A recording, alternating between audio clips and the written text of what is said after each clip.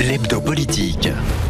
Bonsoir et bienvenue dans l'hebdo politique sur Radio Sensation, votre rendez-vous du dimanche soir pour faire le tour et débattre de l'actualité locale et nationale, épisode 177. Nous sommes en compagnie ce soir de Didier Fischer.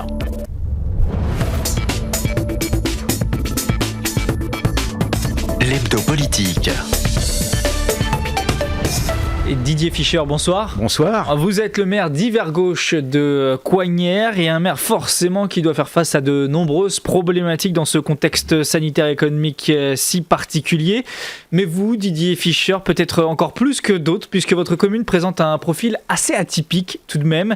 4300 habitants environ, donc une petite commune, on peut la classer ainsi. C'est moins que le nombre de salariés qui travaillent habituellement sur votre commune. Ils sont 5000 selon les derniers chiffres. Coignères est une ville avec beaucoup de commerces et cet emplacement très connu le long de la N10 qui en fait une vraie vitrine commerciale et sa prospérité aussi pour votre commune. Est-ce que vous savez aujourd'hui sur les 850 entreprises et commerces qui sont sur votre commune, combien sont fermés du fait du confinement? Est-ce que vous avez des chiffres et des données là-dessus? Alors, j'ai quelques chiffres en ce qui concerne ces fermetures. Elles ne sont pas excessives. Moi, je suis même étonné. On est sur 75% à peu près d'ouverture aujourd'hui sur nos différentes zones d'activité. Donc, c'est relativement modeste. C'est 25% à peu près des entreprises et essentiellement, évidemment, les plus petites les petites et surtout, évidemment, des restaurants. Hein. Ce sont les premières victimes aujourd'hui sur Coignères, puisque ça dépend évidemment de la typologie d'entreprise que nous avons à Coignères, mais c'est essentiellement des restaurants aujourd'hui qui sont fermés. Et puis aussi tout ce qui concerne, je dirais, la maison. L'habitat. Voilà, l'habitat d'une manière générale. Mis à part l'habitat et les restaurants, c'est beaucoup moins que le premier confinement, vous diriez? C'est un confinement qui se vit différemment à Coignères? Voilà, c'est nettement moins que le premier confinement. Le premier confinement, on avait vraiment une fermeture, je dirais, il y avait 30-35% d'ouverture. Hein. Là, on a quand même... On est à 75%. Oui, là, on est autour de 75% aujourd'hui. Pour ces 25% encore fermés, commerce dit non essentiel, ils le seront encore au moins jusqu'au 1er décembre. Des nouvelles annonces devraient être faites sur ce sujet avant cette date ciblée du 1er décembre pour voir s'il y a possibilité de rouvrir ou alors attendre encore mi-décembre. Le gouvernement précise que la seule boussole qui le guidera seront les chiffres sur l'évolution de l'épidémie de la Covid-19. Est-ce possible d'un point de vue économique de laisser fermer les restaurants dont vous parliez, les magasins en charge de l'habitat jusqu'au 15 décembre? Est-ce que vous l'envisagez, vous, ça? C'est compliqué. C'est compliqué, il faut le reconnaître. C'est compliqué pour nos commerçants. Moi, je vois là sur Coignères, je pense que je vais avoir en effet des commerçants qui vont mettre la pied. J'allais vous poser la question. Vous avez des chiffres aussi, une visibilité là-dessus? Une visibilité qui reste encore un peu floue, mais pour l'instant, j'ai en tête comme ça deux restaurants qui ont fermé. Donc on est du fait de ce deuxième confinement ou du fait du premier confinement qui a été un premier choc, mais le deuxième choc n'a pas pu être supporté. Donc il est clair que cela aura des conséquences sur la commune, ça c'est évident. Alors j'espère que ça aura le moins de conséquences possible. Vous savez qu'on a mis en place sur Coignères, justement compte tenu de la spécificité de Coignères, des mesures d'aide aux entreprises. On a exonéré le loyer par exemple. Ça a concerné combien d'entreprises? Exonéré de loyer, ça n'en fait pas beaucoup. Ça a fait 5 ou 6 entreprises. Mais c'est déjà un coup de main mais c'est notable. Un coup de main non négligeable. Ça représente au budget de la commune quelque chose comme 70 000 euros quand même, sur 3 mois de loyer. Pour une ville de 4300 habitants, c'est important. C'est pas rien. On a aussi apporté d'autres aides, notamment dans la visibilité. C'est-à-dire qu'aujourd'hui, on a tourné tout notre service économie et insertion, notamment, vers les entreprises pour que justement on puisse les accompagner dans le dédale des subventions. Oui, pour les guider entre les subventions de l'État, de la région, de l'agglomération aussi. Exactement, et de l'agglomération évidemment. Donc tout cela a été apprécié. Et puis ensuite, j'ai fait aussi un dégrèvement quand même relativement important de la TLPE, vous savez, cette taxe sur les enseignes et la publicité, de 30%, qui est appréciée. Pour certaines entreprises, ça peut représenter plusieurs milliers d'euros en moins. Vous avez possibilité de faire plus aujourd'hui si si la crise dure jusqu'au 15 décembre, imaginons, ou alors... On va reprendre ces mesures. Aujourd'hui, on reprend ces mesures, dégrèvement de loyer, et peut-être que sur le vote prochain de la TLPE, on sera peut-être, si ça dure un petit peu longtemps, à ce moment-là, on envisagera peut-être à nouveau une baisse de la TLPE. Par exemple, la TLPE, ça représente quand même pour une commune comme Coignières plus de 180 000 euros, hein, moins. Au total, là, dans toutes les mesures... Vous avez pu chiffrer, oui, précisément. 600 000 euros aujourd'hui. 600 000 euros pour une c'est commune. absorbable sur le... C'est absorbable. On a un budget de 21 millions d'euros sur une commune comme Coignières. C'est totalement atypique. Hein. On n'a pas un budget d'une commune de 4 600 habitants. On a un budget d'une commune autour de 15 000 habitants. Ça va encore. Donc c'est absorbable pour l'instant, mais il ne faudrait pas que ça dure non plus trop longtemps.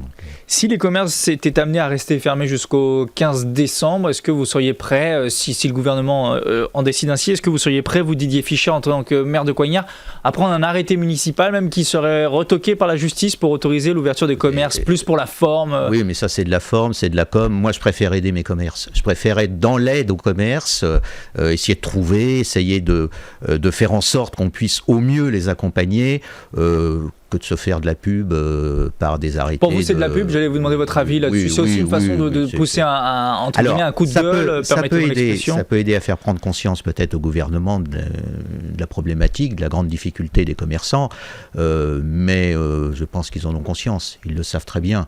Et il y a d'autres moyens, à mon avis. D'ailleurs, la MIF, l'Association des maires d'Île-de-France... s'est opposée à cette fermeture dès le début. C'est opposé, mais je pense d'une manière intelligente à cette fermeture, justement, par une pétition, par vous avez signé que j'ai signé, effectivement, parce que, évidemment, je pense qu'on n'attrape pas le Covid dans un petit commerce quand il y a deux clients, quand il y a du gel à l'entrée, quand on porte le masque. Le Covid, on l'attrape plus facilement dans un supermarché, c'est évident. C'est là où il y a du monde. On dit souvent que le maire est à portée d'engueulade. Est-ce qu'aujourd'hui vous vous faites engueuler, même si vous n'êtes pas responsable de ces décisions, de ces fermetures dont vous parliez à l'instant? C'est une expression de Gérard Larcher, à portée d'engueulade. Président du Sénat. Ancré dans les figurines. Oui, bien sûr qu'on est à portée d'engueulade, mais on n'a pas que des engueulades. On peut se faire engueuler, ça c'est évident. Mais il y a aussi beaucoup de nos concitoyens qui peuvent être satisfaits aussi des mesures qui ont été prises. Hein. Moi, on voit surtout le côté négatif, mais il y a des personnes qui saluent pour... C'est évident.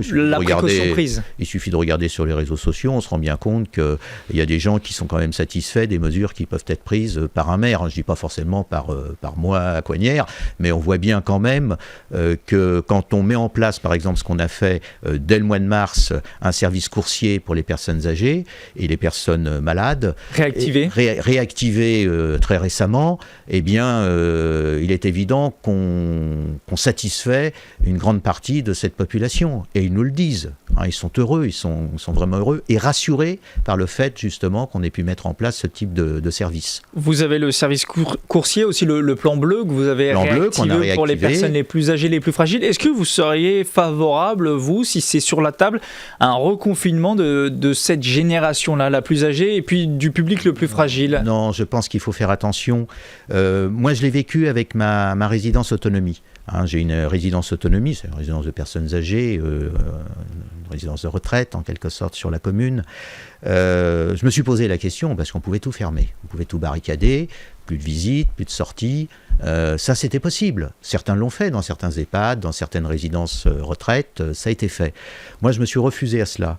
Parce que je me suis dit, on va prendre toutes les mesures nécessaires, pour que nos résidents n'attrapent pas le Covid, masques, gel. On a limité les visites, mais on les a pas supprimées, et on a limité aussi les sorties de nos résidents, mais on ne les a pas supprimées. C'est essentiel le lien social. Voilà, exactement. D'un point de vue psychologique notamment. Je pense que c'est essentiel. On n'a pas eu de cas de Covid. Pendant toute cette période, et on a nos personnes âgées ont quand même pu, même si elles n'étaient pas forcément tout à fait toutes satisfaites de la situation, ont pu conserver quand même une part de morale, et je pense que c'est important cela. On a vu dans certains EHPAD que l'on est peut-être dans certains EHPAD plus mort, je dirais, de l'absence de liens sociaux que du Covid même. Donc, et ça, il fallait l'éviter à tout prix. Il y a des personnes âgées qui se seraient laissées aller.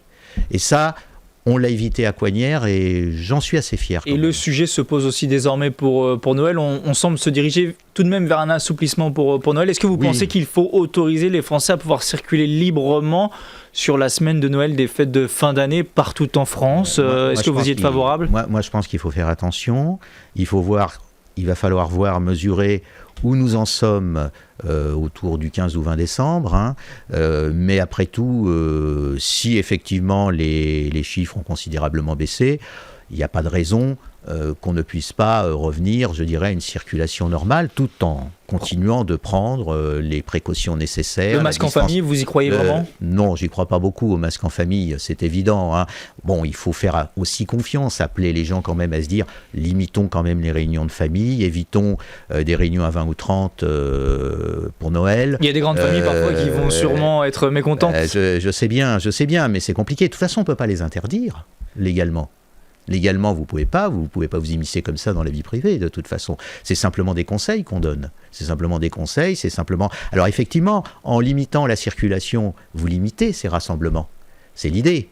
Hein. Quand on limite aussi l'accès au commerce, par exemple, c'est pour éviter justement ces déplacements, tout simplement. C'est une manière détournée d'éviter un certain nombre de déplacements. Vous pensez que, à ce que vous dites, que parfois on va trop loin sur l'atteinte aux libertés fondamentales, ou ça n'a rien à voir avec vos propos, Didier Fischer? Non, je dis pas qu'on. Bon, c'est compliqué. Oui, il y en a qui le pensent. Cette critique, il y en a qui le pensent, il y en a qui même qui notamment l'attestation, c'est un peu infantiliser les gens. Il y en a qui nous disent même qu'on est en dictature aujourd'hui, alors que quand même, il y a quand même un certain nombre de contre-pouvoirs qui peuvent fonctionner. Hein. C'est pas parce qu'on est en état d'urgence que la démocratie a totalement disparu. Non, je pense qu'il faut faire attention. Je pense que c'est pas simple pour le gouvernement aujourd'hui. Hein, c'est une situation... Vous aimeriez pas être au pouvoir aujourd'hui, honnêtement? Je préfère être à ma place, quoique la place d'un maire, c'est pas simple non plus. Hein, mais j'imagine bien que d'être aujourd'hui président de la République ou Premier ministre, mais même d'être au gouvernement, c'est pas simple du tout, puisque évidemment, quand on prend des décisions, elles ont des conséquences qui peuvent être des conséquences très importantes. Voilà. Maintenant, fallait-il confiner en mars? Je pense qu'il n'y avait pas d'autre solution en mars, compte tenu du fait qu'on n'avait pas de masque, compte tenu du fait qu'on n'avait pas de tests. Là, aujourd'hui, on a des tests, on a des masques, ce qui explique un confinement un petit peu plus light, à mon avis. Hein. Certains pays n'ont pas confiné du tout. Hein, ils s'en sortent pas plus mal, mais peut-être qu'ils ont une population qui respecte mieux les consignes et la distanciation sociale. De la Suède très connu, où le port du masque n'est même pas recommandé officiellement, et les chiffres ne sont pas plus mauvais qu'en France. Non, enfin, il faudrait vérifier ça, mais visiblement, ils ne sont pas beaucoup plus graves que et la reprise ceux de la France. n'est pas très forte à l'heure actuelle, quoique la reprise est quand même généralisée en Europe. Hein. On va revenir peut-être au plus local, quoique la Suède soit très intéressante comme pays à étudier. C'est un modèle intéressant. Vous êtes vice-président à Saint-Quentin-en-Yvelines en charge du commerce. Vous parliez tout à l'heure de 600 000 € le coût pour Coignères, 2 commerces, 2 restaurants qui vont ou qui auraient fermé dans votre commune. Est-ce que là aussi vous avez une visibilité sur l'agglomération, sur l'ensemble de l'agglomération? Sur l'agglomération, c'est plus compliqué. Hein. C'est plus compliqué aujourd'hui. J'ai pas encore tous les chiffres. Hein. Je peux vous l'avouer. J'ai pas encore tous les éléments à l'heure actuelle en ma possession. J'ai demandé. Mais la situation est inquiétante ou alors l'agglomération résiste bien? L'agglomération, d'une manière générale, résiste plutôt bien. Je dis bien résiste plutôt bien. Il y avait un tissu économique quand même relativement dynamique hein, sur notre agglomération. Donc il y a plutôt une résistance satisfaisante. Malgré tout, je pense qu'on a aujourd'hui un tiers de commerce à peu près ouvert, un tiers en click and collect et un tiers de fermé sur l'agglomération. C'est à peu près cela. Hein. Maintenant, il faudrait qu'on affine tout cela pour voir quel type exactement de commerce est en grande difficulté, quel type de commerce est un peu moins en difficulté. Ça, c'est un fait. Bon, vous aviez voté et mis en place un plan de relance au mois de juin de 2,2 millions d'euros d'urgence pour soutenir relance et urgence, les TPE, PME. Je suppose que comme le plan de relance national, il est presque caduque aujourd'hui? Faut-il essayer de retrouver des fonds ou alors non, il est l'abonder? On a abondé. On a abondé quand même. Par exemple, en fait, notre plan d'urgence, il est attelé en quelque sorte à 2 dispositifs. Le dispositif qui est Ski Initiative, qui est un dispositif qui existe depuis un certain nombre d'années. Oui, qui a été abondé de 1 million d'euros. Voilà, qui a été abondé en effet d'1 million d'euros. Hein, c'est des prêts d'honneur. À taux zéro. À taux zéro, prêt d'honneur. Et il y a le fameux fonds de résilience Île-de-France, auquel on a adhéré en quelque sorte et auquel on a abondé de 500 000 euros. Aujourd'hui, on a 55 ou 56 entreprises qui émargent. Donc, c'est pas négligeable en termes, et ça peut aller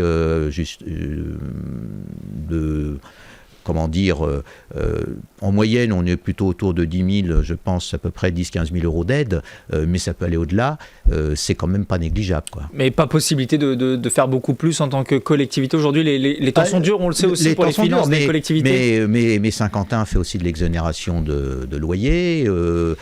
Saint-Quentin, je dirais, fait aussi beaucoup de communication et surtout beaucoup d'informations sur les différents dispositifs. Et on va faire la pub d'un dispositif, c'est la nouvelle application. Alors, oui, mais même avant. Shopping Sky, effectivement, qui est lancé en ce moment, qui va être lancé exactement fin novembre. L'appli, bon, on espère. Voilà, on dit fin novembre, mais on espère peut-être autour du 20 novembre. Alors on va peut-être dire ce que c'est télécharger cette application. C'est pour les petits commerçants qui pourront mettre leurs produits en vente sur une application, c'est une boutique facilement accessible. Voilà, c'est une vraie boutique en ligne pour nos commerçants. Et puis pour les clients, ils ont tous les commerces en poche. Et ils peuvent effectivement commander en ligne, aller chercher soit chez le commerçant ensuite leur commande, du click and collect. On développe le click and collect en quelque sorte. Et puis on pourra mettre en place, on est en train d'y travailler, je dirais, l'acheminement aussi de ces marchandises, de ces produits. C'est réservé aux petits commerces saint-quentinois ou alors même le Carrefour peut vous proposer sur cette application c'est quand même réservé aux petits commerçants. C'est pour les aider eux principalement. C'est pour les aider eux principalement, bien sûr. On est là quand même sur une appli qui a vocation quand même à aider les commerces qui sont plus en difficulté. Mais il n'y a pas que cela en fait dans l'appli, parce que c'est une idée qu'on avait depuis quelques mois, peut-être même avant le premier confinement.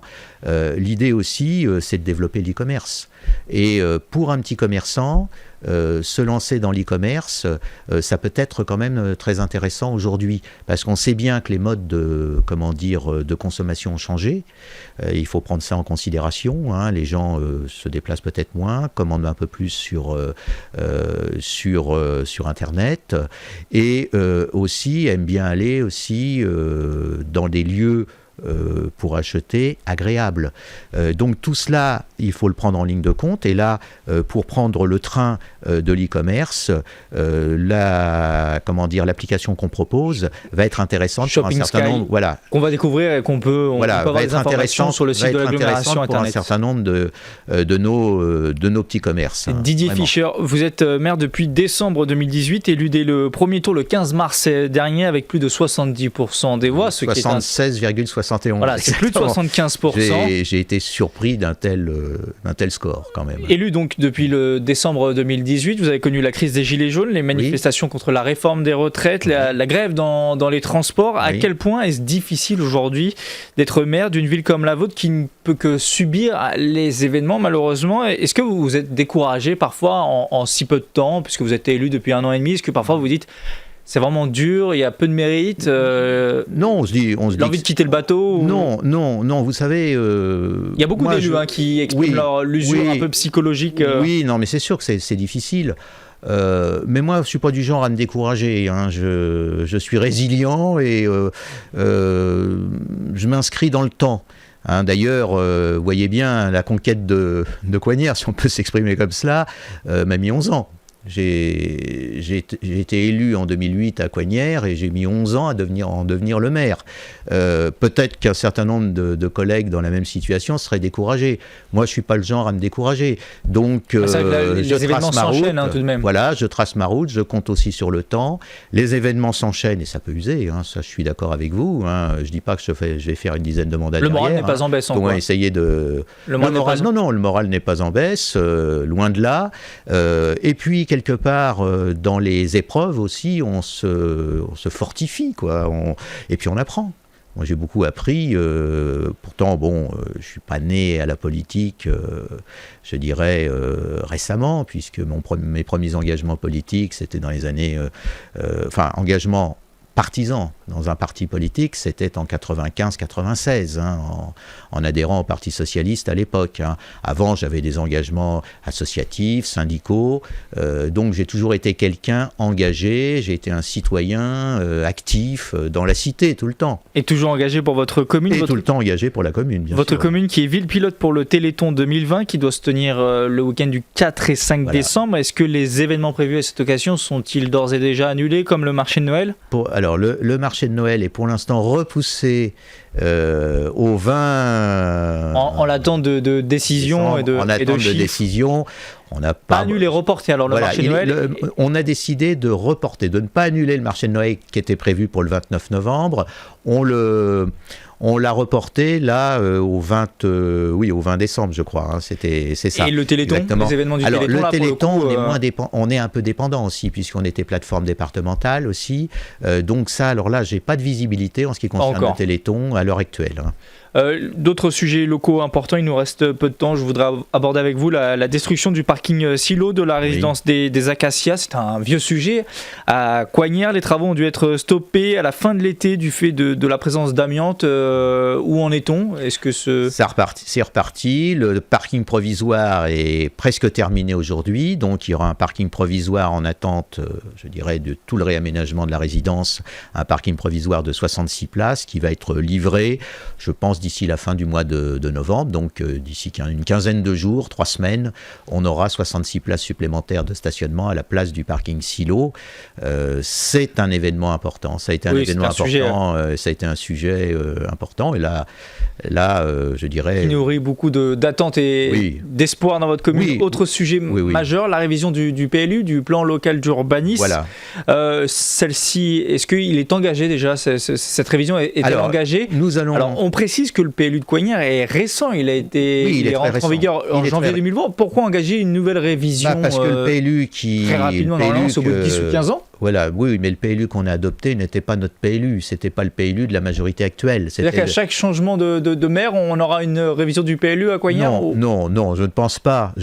Justement, on fait en sorte que le PLU révisé soit un véritable PLU et qu'il prenne bien en compte, je dirais, une vision de la commune à l'horizon 2030, ce qui n'existait pas dans le PLU actuel. Quelle est la vision de la commune dans le PLU actuel ? C'est-à-dire qu'on on parlait du commerce tout à l'heure, par exemple. Voilà un exemple typique qui n'était même pas compris dans le PLU actuel. On n'avait pas d'OAP sur nos zones d'activité. D'OAP, excusez-moi. Alors oui, c'est des options peut-être, non d'aménagement, de programme d'aménagement. On n'avait pas cela sur nos zones d'activité. Nos zones d'activité sont vieillissantes. Obsolescent.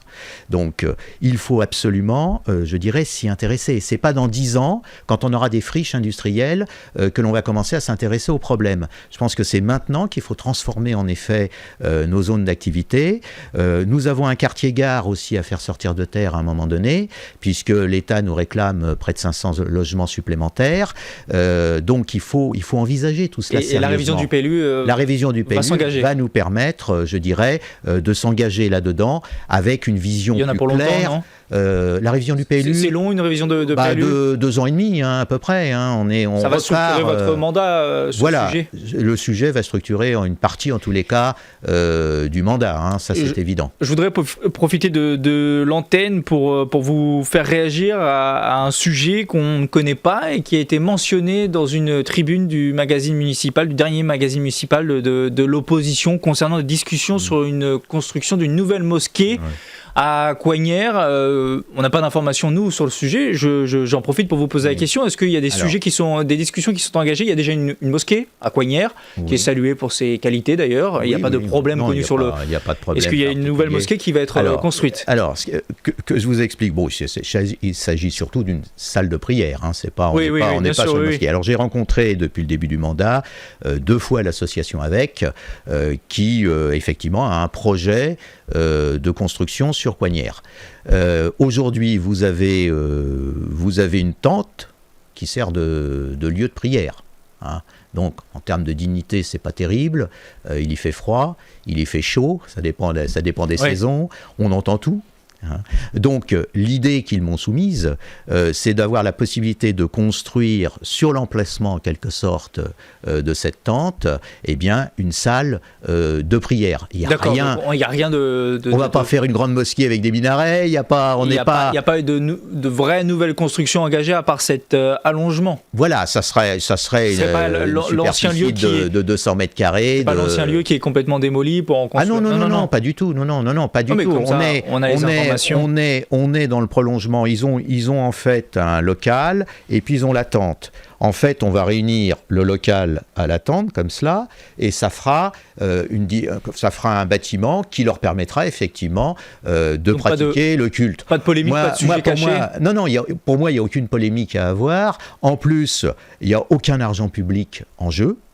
Loi de 1905, moi c'est ce que j'ai dit dans les réunions de quartier, loi de 1905, la commune ne mettra pas 1 centime dans cette affaire, la commune ne fera que de délivrer un permis de construire, voilà. Au moins le sujet est clair et tout le monde est au courant du pour sujet. moi il ne pose pas de problème et j'allais dire ma position elle est connue depuis 2014, donc là-dessus c'est une polémique inutile et d'ailleurs je voudrais quand même ajouter une chose qui m'a choqué quand même dans la tribune de l'opposition, c'est de mettre en parallèle cela avec les événements, attentats, la mort de Samuel Paty, alors qu'il n'y a pas de problème à Coignères. Ça, je trouve pas ça très responsable de la part d'une opposition. C'est noté. Merci beaucoup Didier Fichard d'avoir répondu à toutes nos questions. Je rappelle que vous êtes le maire d'Hiver Gauche de la ville de Coignères. L'hebdo politique, c'est fini pour ce dimanche. Vous pouvez retrouver cette émission en podcast, audio et vidéo sur notre site internet, réseaux sociaux et applications. Bonne semaine et à dimanche prochain sur Sensation.